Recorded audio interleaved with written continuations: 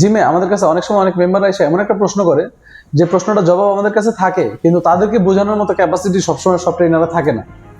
তাই তারা কোনো না কোনোভাবে একটা গোজামিল দিয়ে অ্যান্সার দিয়ে দেয়। তো প্রশ্নটা হচ্ছে যে ভাইয়া, আমার এইখানে ফ্যাট বেশি, এটা শুধু এই জায়গাটা কমাইতে চাই, অথবা শুধু এই জায়গাটা কমাইতে চাই, শুধু পায়ের নিচের ফ্যাটটা কমাইতে চাই, মানে যেটাকে আমরা ফিটনেসের ভাষায়, আমরা ট্রেনিংয়ের ভাষায় বলি স্পট রিডাকশন, মানে বিভিন্ন স্পট থেকে ফ্যাট কমায় ফেলবো। এটা কি এক্সারসাইজের মাধ্যমে পসিবল?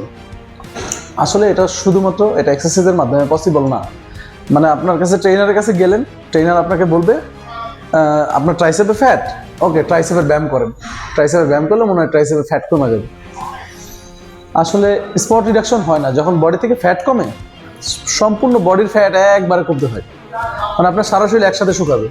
আপনার ট্রাইসেপ যদি কমে, তার সাথে আপনার ফেস থেকেও ফ্যাট কমবে, আপনার হচ্ছে পেট থেকেও ফ্যাট কমবে, আপনার পায়ের থেকেও ফ্যাট কমবে, মানে সারা শরীর থেকেই ফ্যাট কমবে। আবার যদি হচ্ছে না কমে, তাহলে কোথা থেকেই কমবে?